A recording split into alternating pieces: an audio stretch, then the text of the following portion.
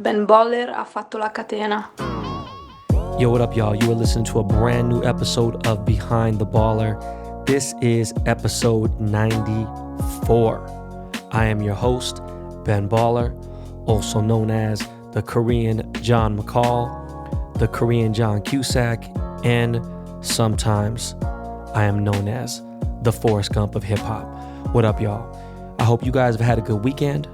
This is the weekend wrap-up. On this episode, we are going to have, of course, Jackass of the Week. We are going to discuss, obviously Topps Project 2020 and the hobby, my new website, bbdtc.com, which is an acronym, obviously, for Ben Baller Did the Chain or Ben Baller Did the Card, getting authenticated and graded by Beckett. And let's see, what else we got? Jay Mazzini is still a scammer.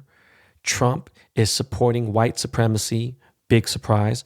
My boy Kid Cudi has started his own podcast, protecting your personal property, and a couple other things, some movies that I saw, some shit like that and everything else. But yo, listen, we about to get this episode started off right motherfucking now.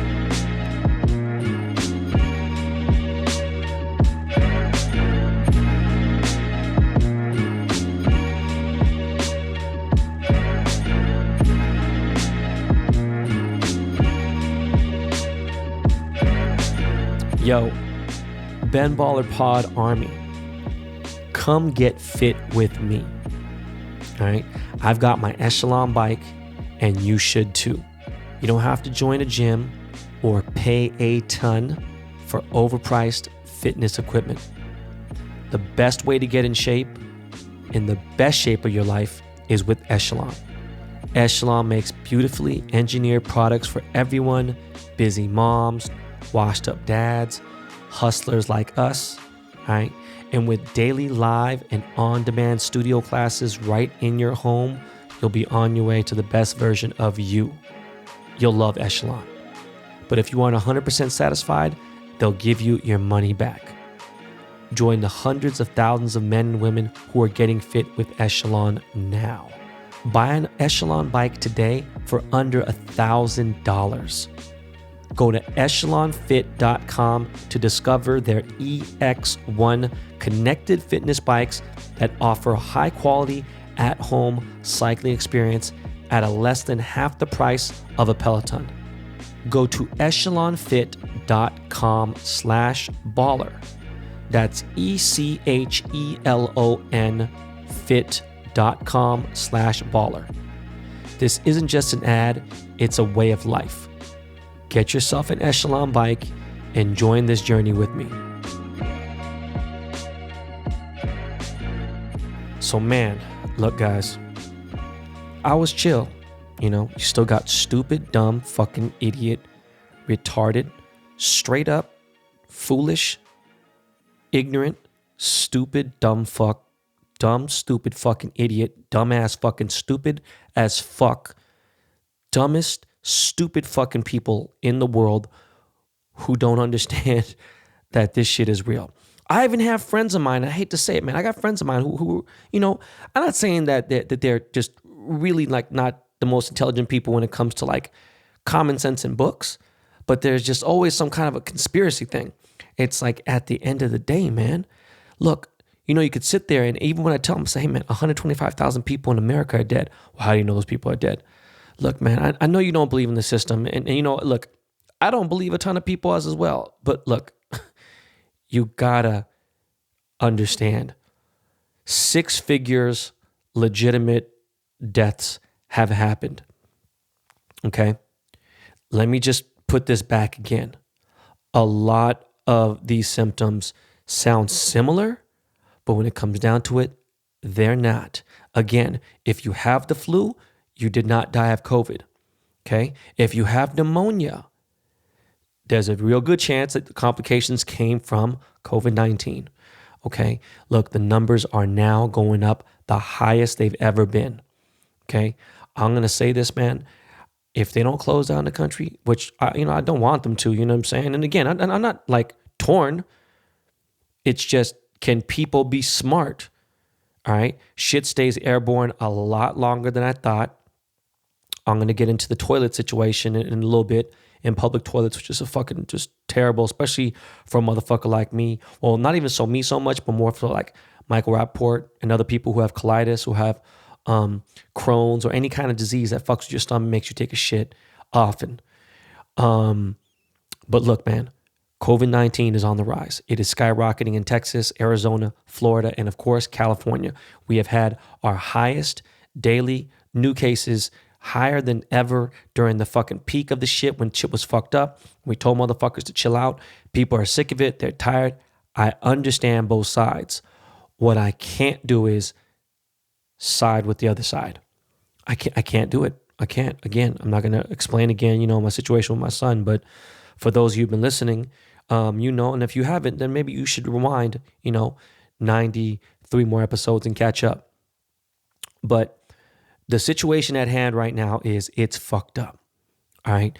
It's spiking. It's going all over the place. People are fighting about wearing masks. And then you even got the dude who was on my show, Jordan Schachtel. He's saying that's not even a solution, which, bro, man, I don't know how the fuck you did, you're an advisor for national security.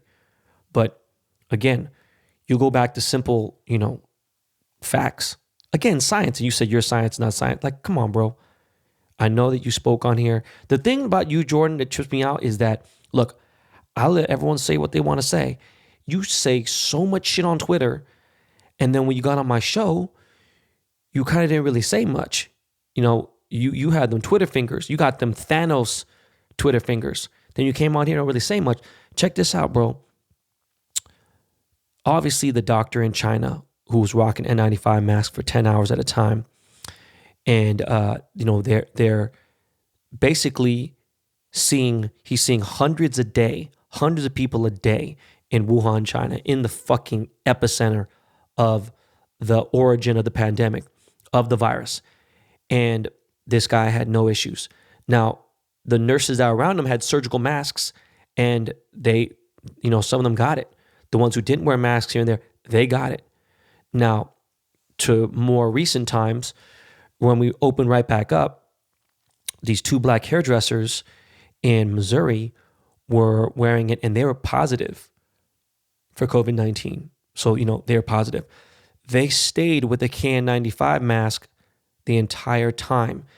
Each of them saw 140 customers, and not one of their customers got positive. You can't tell me that's luck.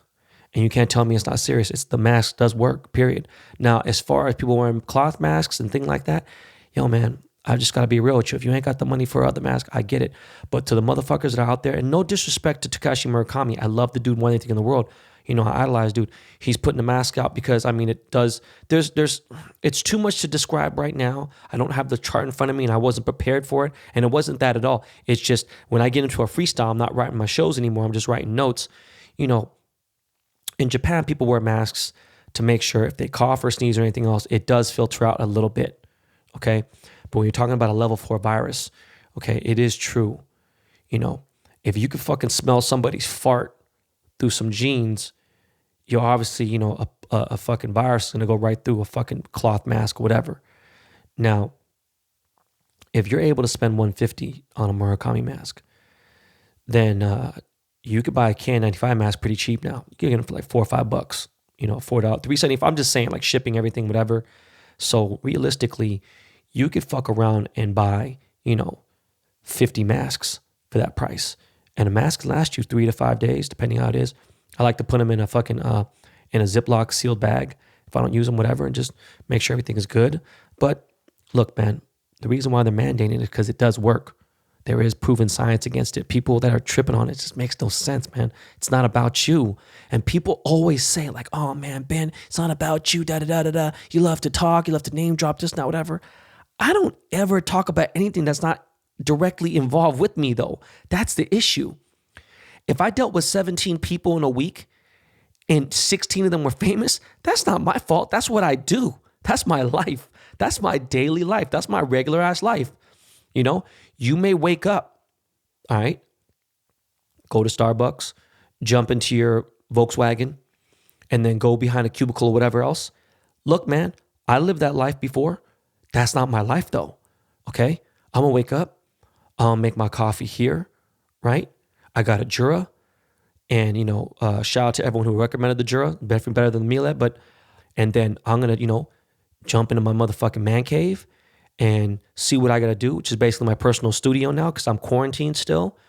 And then if I go out, I'm either jumping in a Ferrari, Lamborghini, or a fucking Range Rover, and that's just my life. And then I might go meet up with fucking Kid Cudi, might go meet up with John Mayer or somebody else. Those are personal friends of mine. So whether I say their first and last name or not, it is what it is. That's my life. Now, going back and going forward, wearing the masks, it's because I'm courteous and I'm thinking about anybody else. I don't think that they look cool and, whatever, who gives a fuck? That's what it is. But this shit is getting bad. And, today I'm watching the fucking news. I'm watching the news. And this morning, and a fucking commercial pops up on the local morning Channel 5 news. And it says, the Wynn Casino has been there for people, blah, blah, whatever. We're back open. And I was like, whoa. The reason why I caught my eye and I wasn't paying attention was I saw the Murakami statue. And I was like, oh shit, that's the Wynn. Because I saw it right next to the OVO store. And they're saying that they're open to doing a commercial. For the Wynn to do a commercial in LA is crazy, And one of my boys is, he works in nightlife, but he works in public relations and everything else. And he works for the Wynn. Look, man, Vegas is at a 35% unemployment rate. One of my dear friends has moved several times. He is one of the very few people in my life when we're coming up. He was making millions for his talent, for being a producer, DJ, and everything else. This is my boy DJ Homicide. Why am I trying to hide it? And, I was there for DJ. I was there for Homicide when his pops passed away in '04. I was a pallbearer for his dad's funeral. I've been there for a lot of things. And he was like, man, fuck this. So dude went and moved to Boca Raton, just a very affluent neighborhood in Florida, in South Florida, right next to Miami Beach. And he bought a mansion, big ass mansion out there. And he got caught up in a class action lawsuit with the gated community he was living in. Some dude had sold a bunch of people contaminated drywall in their houses, so he couldn't live there. His mom was sick. She had a stroke right after his dad died, which is the craziest shit in the world. So he had been taking care of his mom. And I don't know anybody in my life that lives a life like me or him do, with nightlife and the people that we know and everything else, and took care of their mom as well as he did. I'm telling you, I don't know anybody. So with that being said, he had to sell his house in Miami. And, Homicide's been had Lambos, Ferraris, I'm saying, all the trucks, everything, shoes. He's done it all. And he's at a different place in his life, So he moved back to LA, was living in a really modern, really nice luxury condominium building. And then his mom was getting sick. He's like, fuck this. I'm going to move to Vegas. I want to try to do some things out there. He was going to start a different company, different companies. And I got to give it to him for he's just jump-started, his economy and his own personal, finances and figured out things. And, he moved to Vegas and he bought a house right in the middle of escrow. His mom passed away, not from COVID, just passed away right before all this shit happened. And he's like, man, fuck this. I don't even know what to do. And he was lost. I didn't know what to say to him. I had him stay here at the crib for a little bit. He was staying in the man cave. And then COVID happened. And, Homicide's almost 50.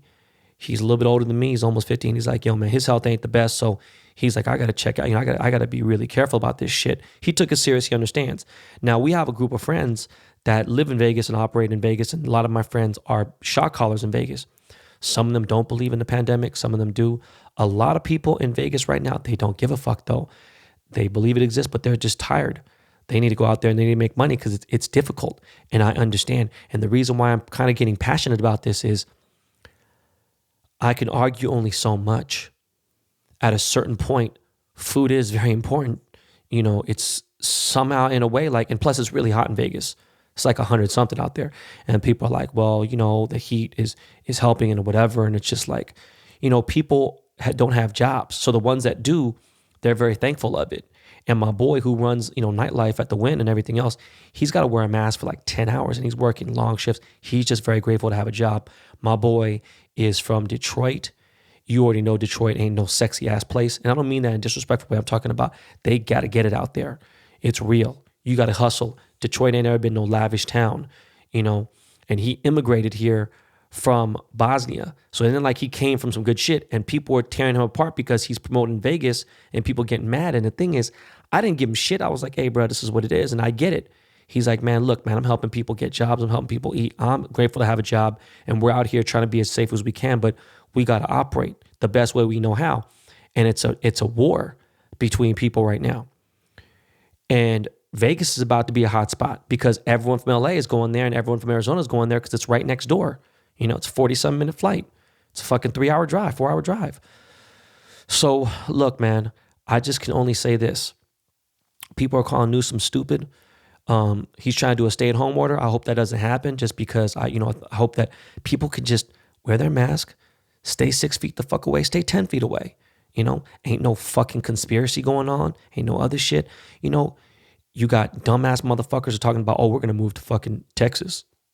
Like, okay. It's worse there. There ain't no fucking, like, man, bruh, like, that's still like the people who really think like there's a different agenda. Look, I'm telling you this and I'm telling you, I'm not fucking with the vaccine. I'm just being safe, you know, and people don't get it until they get sick. So, look, I just want everyone to be careful. The shit's going to get worse. I honestly think this week's going to be even worse. And maybe next week we'll see. And, you know, people start protesting. Man, I can't stop anybody from doing what the fuck they want to do. You know, people have different beliefs, different, you know, and they're fighting for a big cause. And there is a lot of change that's going around. It is crazy. There is a lot of change. I'm not even going to discuss some of the things that I've been reading on Fox News and other news channels, whatever else.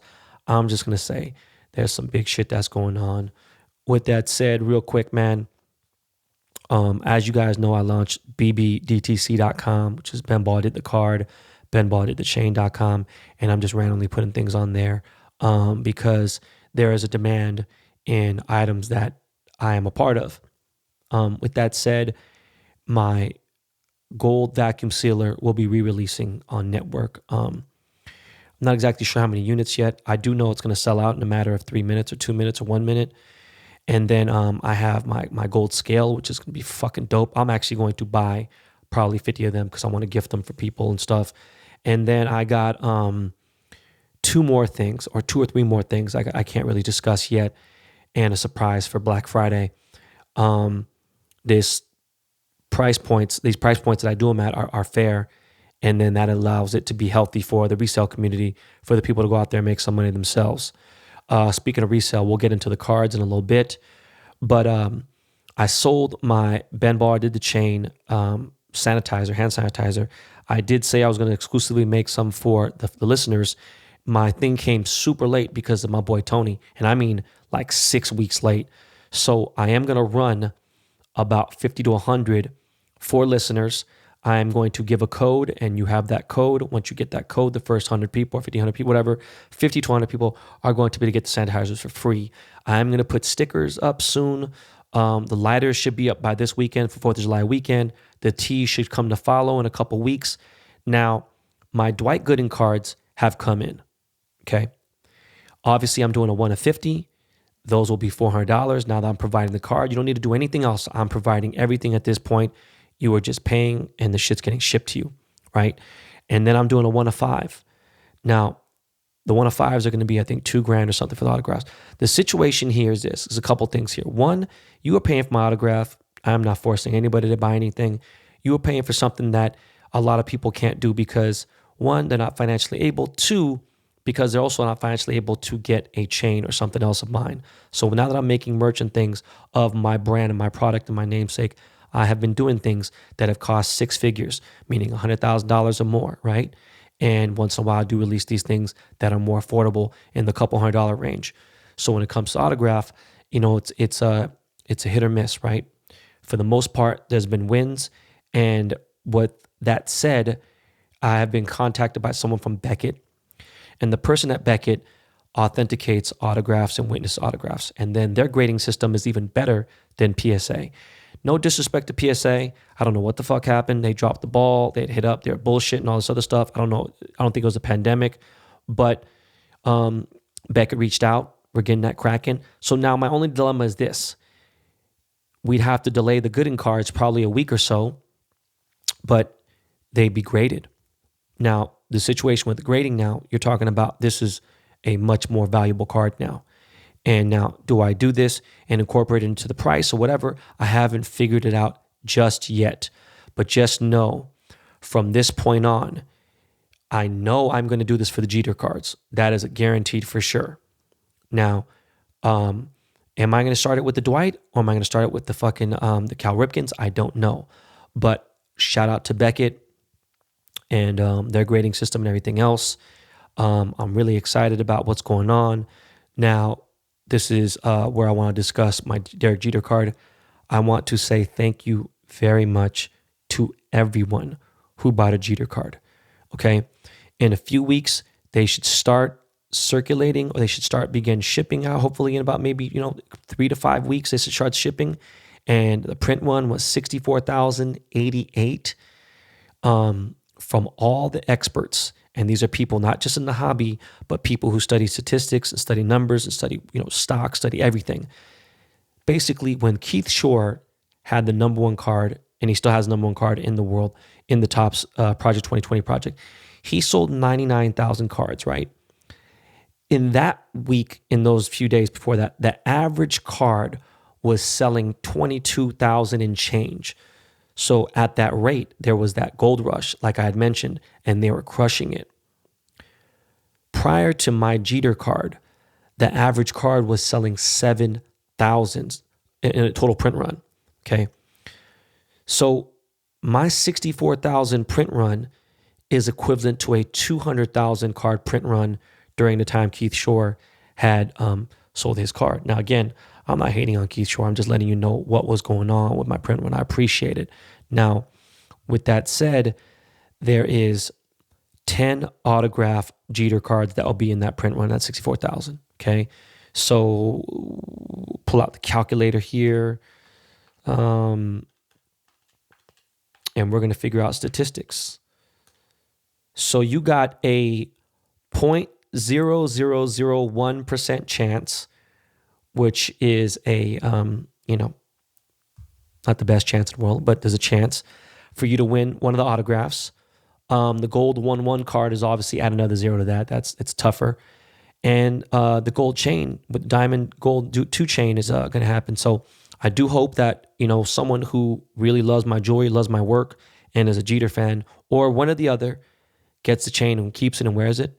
But if you decide to sell it, cool, whatever, it's on you. Even if you bought, let's see, I know some people I saw someone said they bought 200 cards, and let's say they bought those in packs. So let's say you spent $2,800 on cards, you're still going to get your money back times 3 or 4. But yeah, good luck. And I'm really excited to see somebody win the chain and everything else. With that being said, CRT Sport Cards, I didn't know he's from Seattle. That's dope. He had his own, he's been very sharp when it comes to estimating and guessing print runs and everything else. He's been wrong on a few of mine. He was pretty close on this one. And it's really smart because people are trying to use pre-sales on eBay and everything else. I'm like, look, bro, all you guys in the hobby have to understand this. I have a completely total different fan base than the normal person. I have a very loyal fan base, and it doesn't really consist of the hobby. So whether the hobby supports me or not, because the remarks I made about the police and everything else, look, man, it is what it is. So with that said, and with the sales, he wrote up all 20 people's print runs to date up till today, right now. So with that said, I am leading the pack of the Project 2020, and I'm at number 1. And after 7 cards, I am at 181,343 cards sold.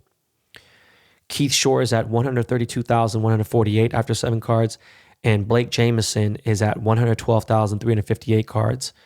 7 card releases. I won't get into any more else, but the next few people are 97,000, 81,000, 73,000, and then some of the people are in the 60s, some of them in the 50s, some of the 40s, and then at the lower part, Grotesque, he is at 30,418 sold, and he's at 7 cards. So that could be somebody that someone might want to invest in. I don't know. I just, that's just something I just saw, and I thought it was interesting. A lot of people hated. They were talking shit. They were like, oh yeah, whatever, Ben's design sucks, this and that, whatever. Look, man, my Ichiro is still the highest selling card in the entire collection, period. I have a few other cards that are doing well. My APs are selling the highest. All right, my 1-1 cards are selling the highest. The dude on StockX who gave the card to StockX, he wanted 50 grand. I told him I'd give him 12. I don't know what the bid is at now, but he wants 50,000 for it. I get it. I think he can get maybe 20, 25. I don't know, but I do want that gold 101. I do want a gold 101 any one of my cards. I haven't seen any surface except that Mike Trout.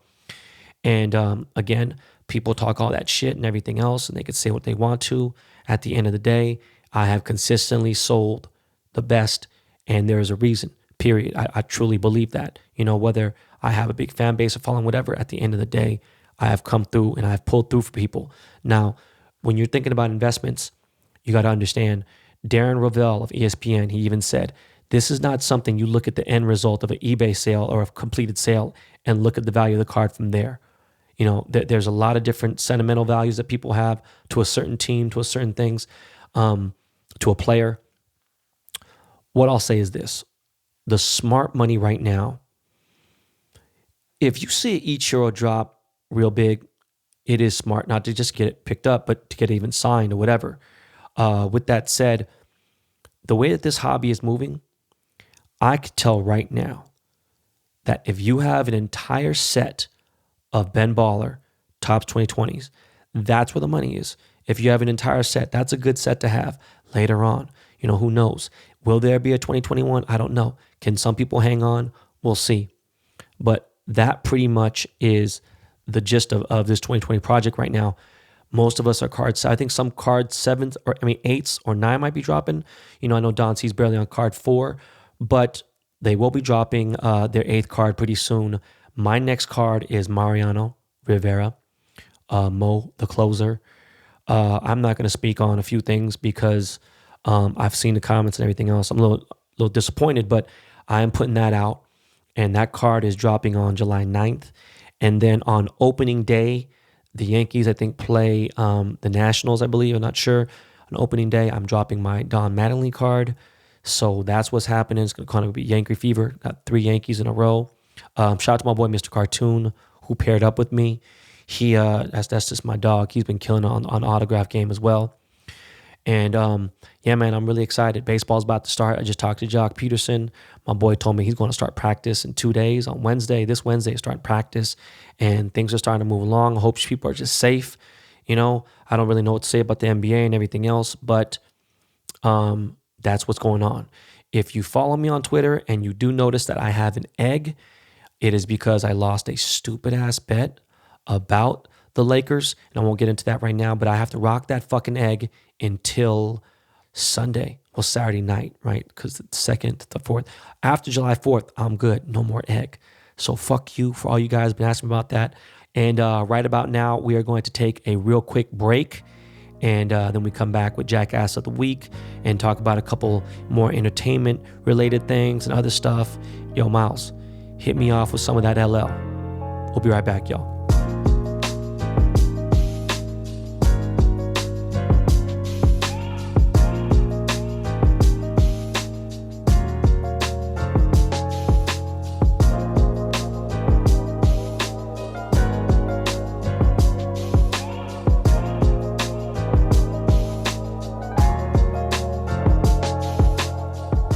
Hi, this is Ann Curtis, and you're watching Behind the Baller with my kuya, Ben Baller. Yo, what up, man? We're back. And just if you didn't know, this is episode 94. You are listening to Behind the Baller podcast. This is one of the greatest podcasts in the world. I don't hold back from shit. We don't censor. I do fact check. That's for sure. I do make sure. I ain't trying to fucking sound crazy, but we do that. Speaking of podcasts, my boy Kid Cudi, a.k.a. Scott, Miss Cudi, or Miss Cudi. Is it Miss Cudi? I forgot. He's told me a bunch of times. He had just announced last week that he is going to start his own podcast. Don't know what it's called. He's going to be doing it with Dot, the genius producer extraordinaire, and his manager, Dennis. They're going to be his co-host and stuff. And I'm excited for him, I mean, I don't think Cudi even thought about podcasts until I started telling him about him, because he never really, I mean, he did a shout out. He's done a shout out for this podcast. And, obviously you heard a shout out during this show. We had a shout out for the podcast, and a lot of people are starting to listen now. And I appreciate especially the major influence celebrity listeners and stuff that I got. And everyone who listens, man, I'm really surprised at who listens to the podcast. It's pretty crazy. But Kid Cudi's going to have an enormously successful podcast, even if he only does it once a week, twice a week, and then doesn't do anything for a while. Dude is extremely busy. He's got a fucking 2 different animation television series coming out. He's got his movies. He's got his albums. He did say he wanted me to be on there as a guest. I can't wait to do it. I want him to jump on my shit. Obviously, he will. He just wanted something to promote. And maybe we promote the podcast. I don't know yet. But congratulations, Cudi. Well, I wish you luck on your podcast. As we speak, I have a motherfucking toothache, and I've told you I've had a toothache for a while. The reason why I've been neglecting it is because of COVID-19, and now that shit's fucked up, it seems like this would be the worst time to go see a dentist.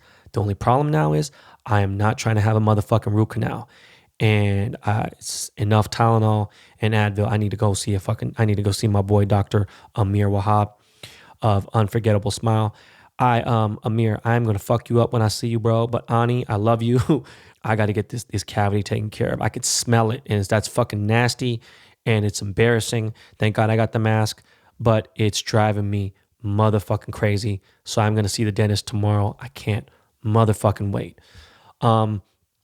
Before we get into Jackass of the Week, man, I wanted to explain something to you guys. Because I was talking about, obviously, last week with the situation with me buying a hypercar and the deal falling through. And I could have just bought it cash, obviously. Anyone I've spoke to, whether it be one of my partners, I talked to my partner Mike about a few things. And even though he's younger, there's things that he's experienced I haven't. But then I speak to my older friends who have gone through it. And I noticed one thing. Most of my billionaire friends, whether they own a lavish yacht, an insane property with, a $30,000 light bill, electricity bill, jets and things like that, the maintenance on these things are insane. So there's a false reality that you see on Instagram, and I want to clear that up. Now, the reason why you see some of these younger guys who are so-called YouTube influencers and stuff, they'll go and find a dealership and they'll see a high mileage Lamborghini Huracan or something that has like 23,000 miles or something. That's high for an exotic, right? And for some people, it's not very high. I think some people think that's a low mileage even on a Honda or something, right? It's just a different world. 3,000 is considered high mileage in an exotic car. With that said, these guys will go get a car, see a Huracan for they'll find a real high mileage one they might send at an auction or somewhere, and then they'll go find a bank that kind of has a high interest, and they'll finance it over 240 months. Okay. Do you have any idea how long 240 months is? For those of you who don't know, that's 20 years. Okay. So these motherfuckers who are in their early 20s, late teens, they want to have a Lamborghini so bad that they can show on Instagram. And the thing is, man, I get it. Cool. You go to some people's pages and they have 17 pictures of 100 pictures, but the last 17 pictures are their AMG, their M3, their M5, or their Lamborghini Huracan. They're proud of their car. I get it. I don't know.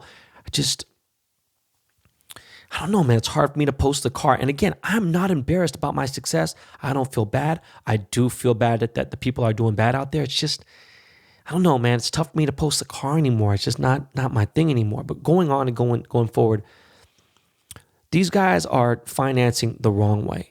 When I'm doing something, I'm doing a lease at 1.7, maybe 2.2%. If I'm just feeling fuck it, who cares? I'll go to 3.5 and finance. But I do the lease to save on taxes. I can write off the car. There's different things. But what people don't get is this. When you start getting into the exotic car world, insurance is no motherfucking joke. If your car's run out of warranty, just know a clutch, 35 bands, okay? Engine, motor, transmission, differential, all kinds of other shit. These things cost a grip. There's parts on Ferraris that cost 70 grand.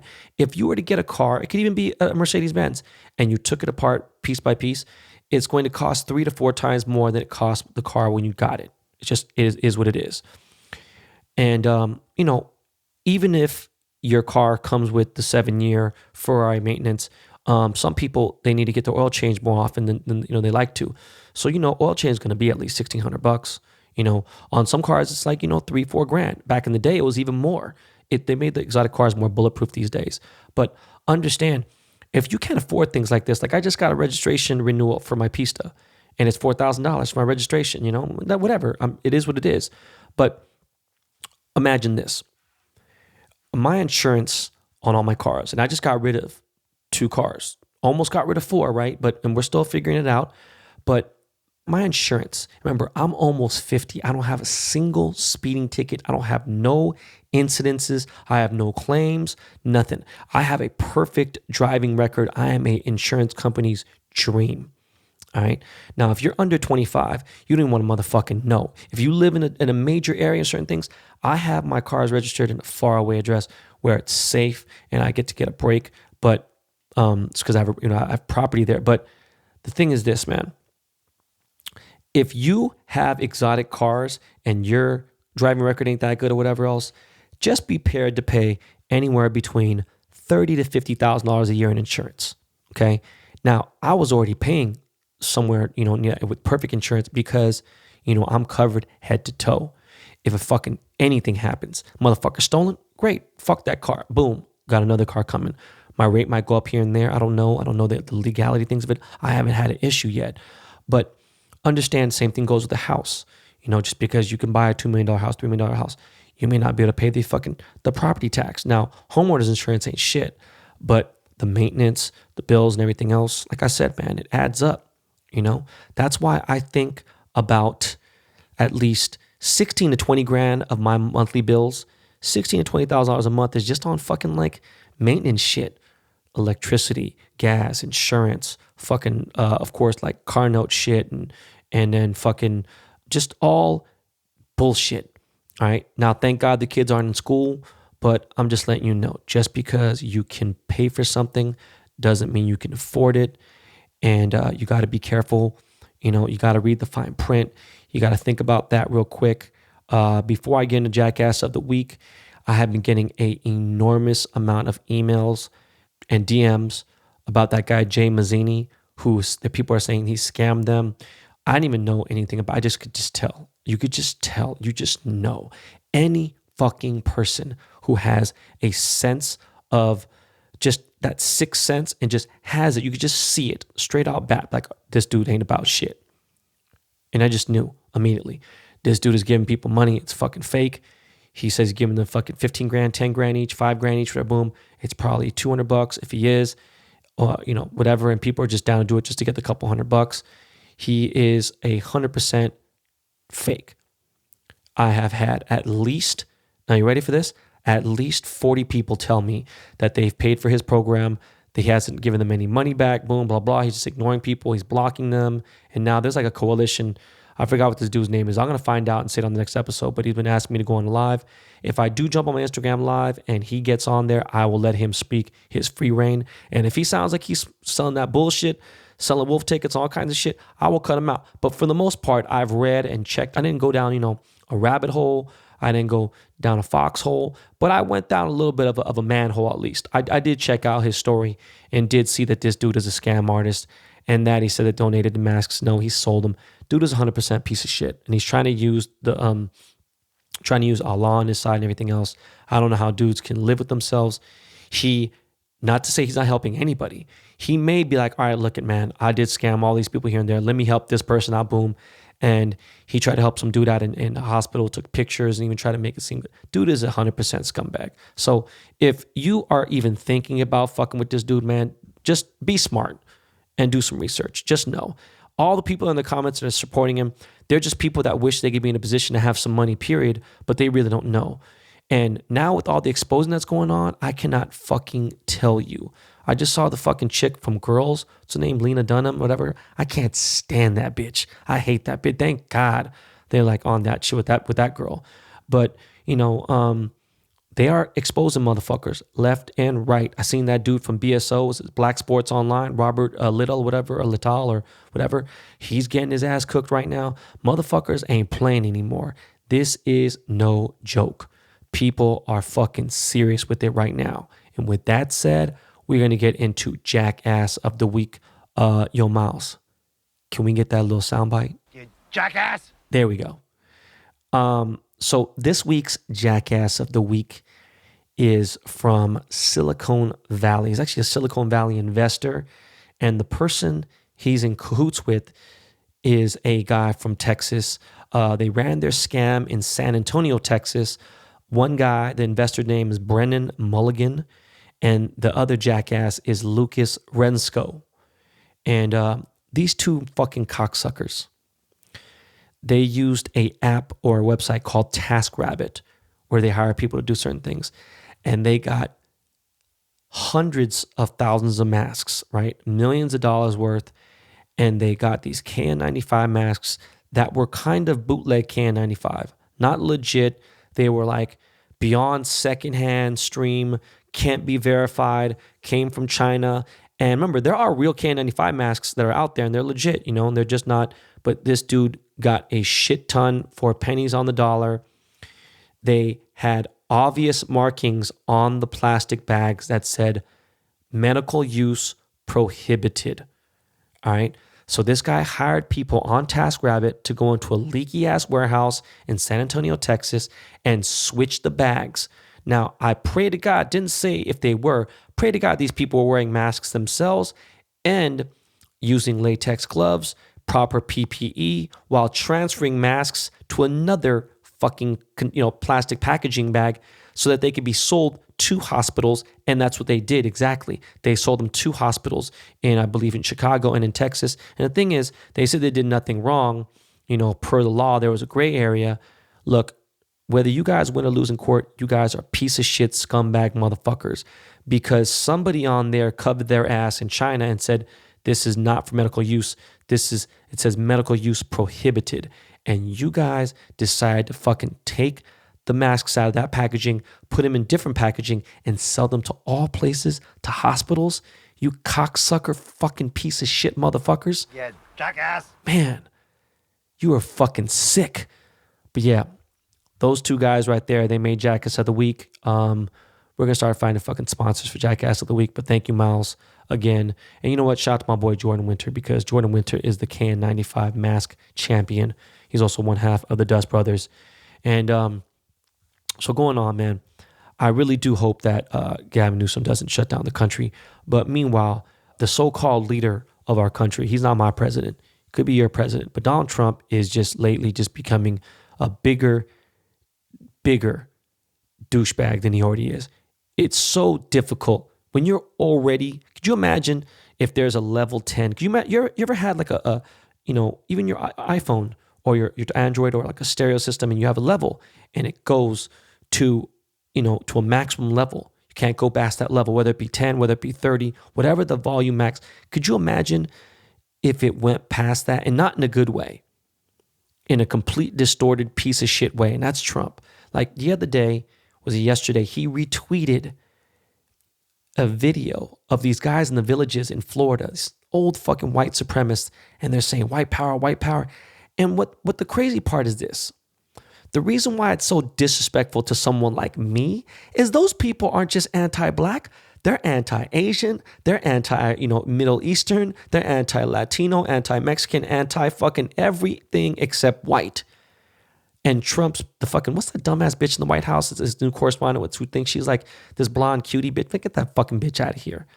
But she had the nerve to say, oh, well, you know what? After reviewing it, Donald Trump didn't realize that they said white supremacist or white power and things like that. Like, no, get the fuck out of here.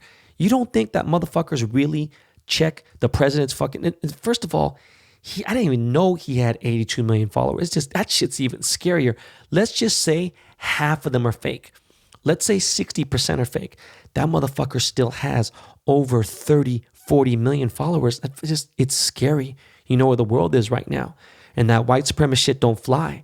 Those are the motherfuckers that are like, yeah, fuck chinks and gooks and fucking spics and fucking all that stuff. And man, fuck that. Look, dude.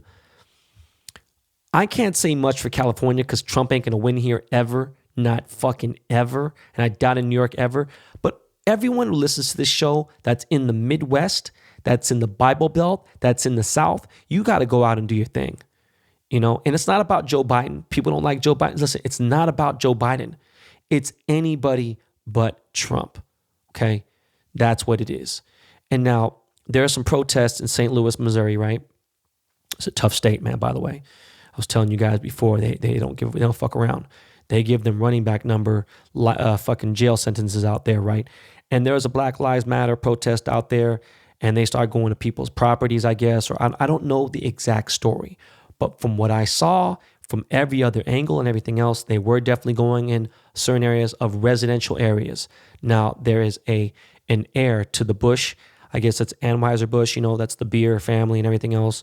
Very wealthy, white couple. I don't give a fuck if they're racist. I don't give a fuck if they're pieces of shit. People say, oh, they deserve whatever. Look, man, I'm only going to speak on a legit 50-50 fair side of things, okay?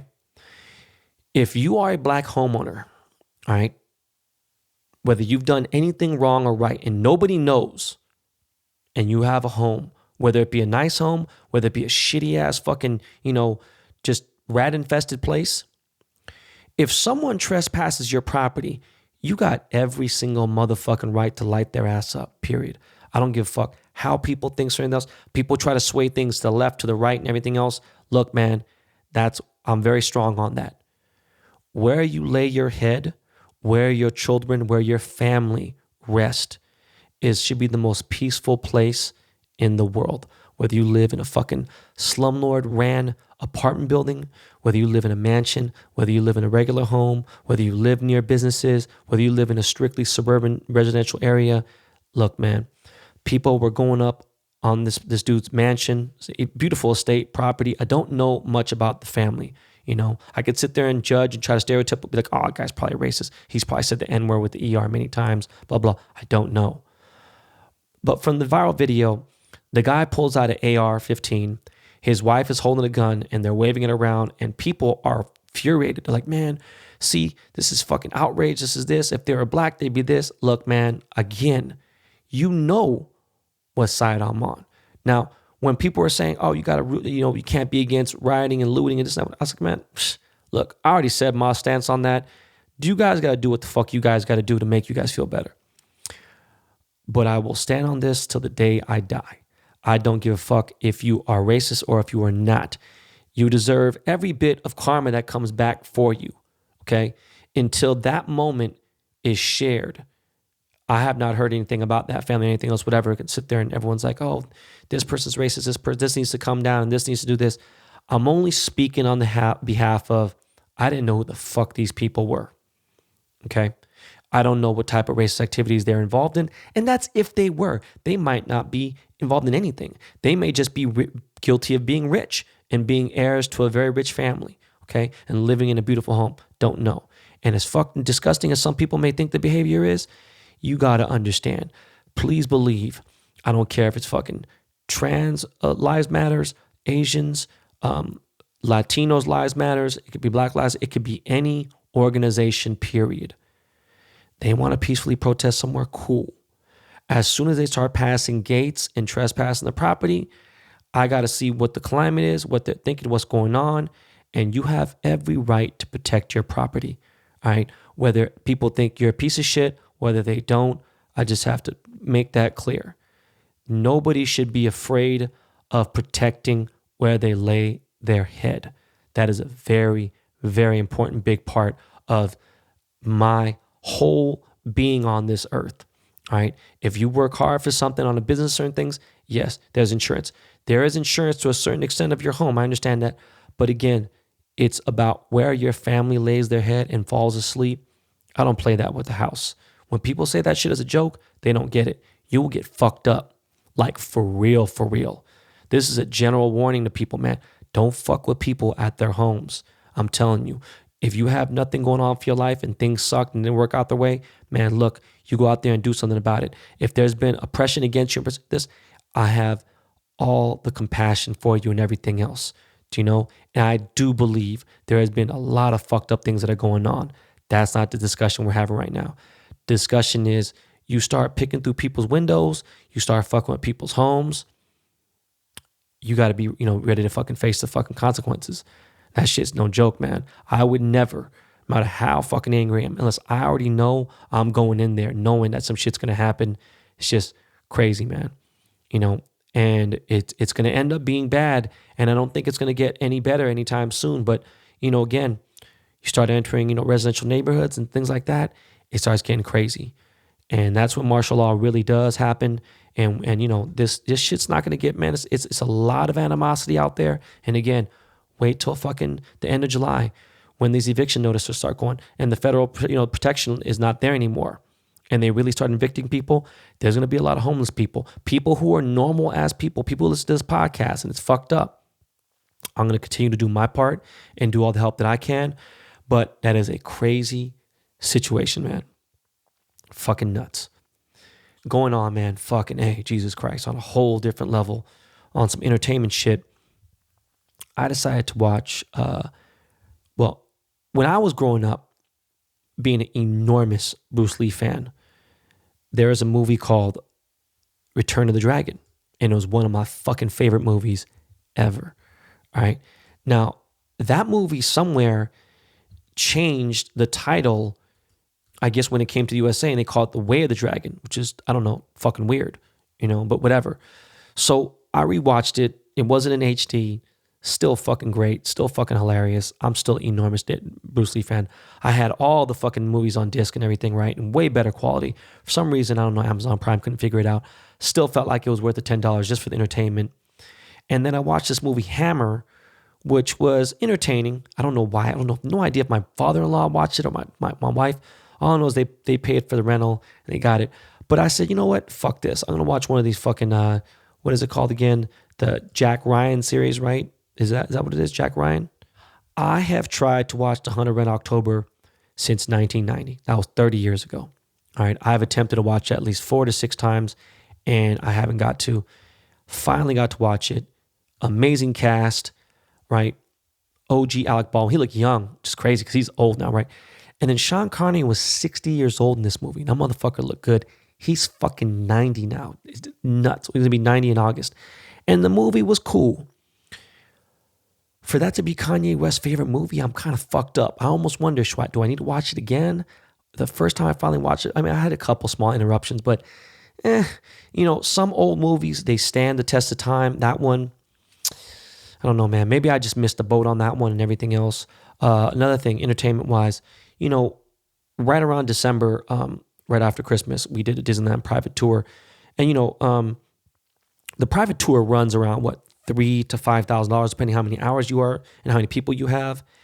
I was thinking about it only because, hey, social distance, you wear your masks, boom, my kids, we had a private tour just like we did the private zoo, which was a lot of fun. And the kids it was not a zoo, I'm sorry, it's an animal shelter where they rescue things. But that zoo was a really, really good time for the kids. A small place in a place called Silmar, California. It was like a 30-minute drive from our house. It wasn't that bad.